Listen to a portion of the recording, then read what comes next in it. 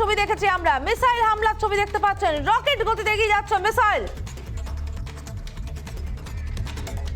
जाता है और ये बहुत महत्वपूर्ण हो जाता है समझना कि बेलारूस से यूक्रेन की सीमा यहाँ से ज्यादा दूर नहीं, कितनी दूर हो क्या निर्माण अगर हम अंदाजा लगाएं तो 30 से 40 किलोमीटर पीयूष, 30 से 40 kilometre and that is also there is also an sanitised zone of 20 kilometres before we reach the border. So आप ठीक से पकड़ लेते हैं हम अगर तो सिविलियंस के लिए 20 किलोमीटर जाना ही काफी होता है यहाँ से।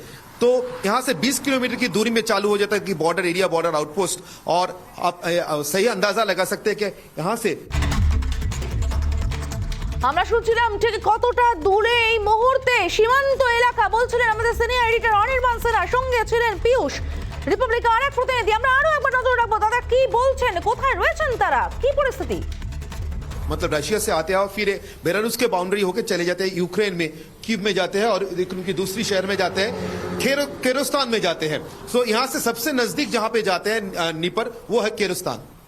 अच्छा, बहुत महत्वपूर्ण बात हमको निर्माण बता रहे हैं। So very important details are being shared by Nirman with us, but like we also showed to our viewers very interesting pictures coming in from this last village of Gomel. We are here at the last village and you can see the deserted looks also coming in from this village.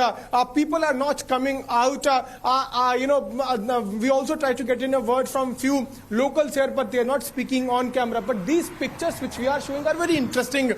At one side Russian একদম গোমেলের শেষ গ্রামে তারা উপস্থিত হয়েছেন এবং যে গ্রামের ছবি তুলে ধরছেন পীযূষ এবং আমাদের সিনিয়র এডিটর অনির্বাণ সিনহা, যে ছবি তুলে ধরছেন সেখানে গ্রামে কিন্তু কেউ নেই এবং সবাই বেরিয়ে আসছেন গ্রাম থেকে। যারা রয়েছেন তারা দরজা বন্ধ করে ঘরের মধ্যে রয়েছেন। যে ছবি দেখা যাচ্ছে একের পর এক, আমরা ছবি দেখাচ্ছি, ইউক্রেনের ছবি দেখিয়েছি যেখানে একের পর এক হামলা চলছে এবং এই মুহূর্তে বেলারুশের শেষ গ্রামটা, গোমেলের শেষ গ্রামটাতে পৌঁছে গিয়েছেন আমাদের প্রতিনিধিরা, যেখান থেকে যুদ্ধের ভর কেন্দ্র থেকে যেখানে কেউ পৌঁছতে পারেনি সেখানে পৌঁছে গেছে রিপাবলিক। तस्वीरें हैं निर्माण, वो बहुत जरूरी है। अब हम अपने दर्शकों को लगातार दिखाते रहे, बात नहीं करते, इसीलिए हम जितने भी गांव में जाते हैं लोगों से पूछते हैं, वो इनकार कर देते हैं बात करने के लिए। वो एक ही शब्द बोलते हैं, मुंह से उनके निकलते हैं नियत, जिसकी माने होता है, जिसका अर्थ होता है ना। तो लोग भी यहाँ पे बात ज्यादा नहीं करते, लेकिन हाँ वो अलग बात है। इस वक्त हम आपको तस्वीरें दिखा रहे हैं गोमेल से। These pictures are going to be very interesting because remember that when we were in Mazir there also we saw the movement of Russian convoy towards the Ukraine border. ছবিটা আমরা দেখতে পাচ্ছি, গোমেলের শেষ গ্রামটির ছবি দেখতে পাচ্ছি এবং যেরকমটা অনির্বাণ সিনহা আমাদের সিনিয়র এডিটর জানাচ্ছিলেন যে গ্রামের মানুষ কিন্তু কথা বলতে চাইছেন না। এই মুহূর্তে সবাই স্বাভাবিকভাবেই আতঙ্কে রয়েছেন, কারণ যে জায়গাটাতে তারা রয়েছেন সেটা একেবারে ইউক্রেন সীমান্ত। অর্থাৎ যদি যুদ্ধ ছড়িয়ে যেতে শুরু করে তাহলে এই সীমান্ত লাগোয়া গ্রামগুলিতে কিন্তু তার প্রভাব পড়বে, অর্থাৎ পাল্টা আক্রমণের প্রভাব পড়বে এই গোমেলের এই শেষ গ্রামটিতে। সুতরাং সেখানে তারা আতঙ্কে রয়েছেন এবং তাদেরকে কোনো প্রশ্ন করা হলে, যুদ্ধ সংক্রান্ত কোনো প্রশ্ন করা হলেই তারা পরিষ্কার জানিয়ে দেন যে না, তারা কোনো ধরনের কোনো কথা বলবেন না। বেলারুশের আকাশে জেট বিমানের আনাগোনা ছবি দেখতে পাচ্ছেন এবং সেই ছবি তুলে ধরছেন আমাদের দুই প্রতিনিধি, আমাদের সিনিয়র এডিটর অনির্বাণ সিনহা এবং তার সঙ্গে পীযূষ, রিপাবলিকের প্রতিনিধি, দুজনে তুলে ধরছেন বেলারুশের শেষ গ্রামটি, গোমেলের শেষ গ্রামটি থেকে সেই ছবি তুলে ধরছেন। এই মুহূর্তে বেলারুশের আকাশে জেট বিমানের আনাগোনার ছবি আমরা দেখতে পাচ্ছি এবং সব থেকে বড় বিষয় যে গ্রামটি থেকে তারা পৌঁছেছেন যেখানে আর কেউ পৌঁছতে পারেনি, শুধুমাত্র রিপাবলিক পৌঁছে গিয়েছে সেখানে এবং সেখান থেকে তারা যে ছবি পাচ্ছেন তাতে কিন্তু যথেষ্ট আতঙ্কে রয়েছেন সেখানকার বাসিন্দারা। তারা কেউ মুখ খুলতে নারাজ সংবাদ মাধ্যমের সামনে। একেবারে শেষ গ্রাম দেখতে পাওয়া যাচ্ছে, গ্রামটি কার্যত অ্যাবান্ডন্ড অবস্থায় রয়েছে এবং খালি হয়ে রয়েছে। যারা রয়েছেন তারা কিন্তু ঘরের দরজা বন্ধ করে রয়েছেন, সামনে কেউ বেরোচ্ছেন না, বেরিয়ে আসছেন না, কেউ কথা বলতে চাইছেন না। তাদের সঙ্গে কথা বলতে গেলে তারা স্থানীয় ভাষায় জানিয়ে দিচ্ছেন যে না, তারা কথা বলবেন না।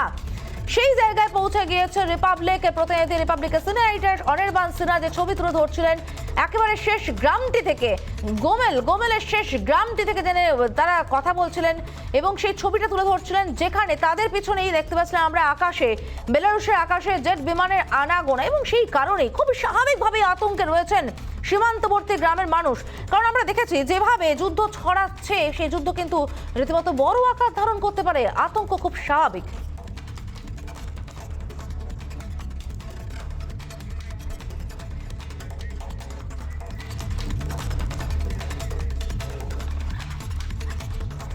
just fall in a point where Poland, Ukraine and Belarusian border meets.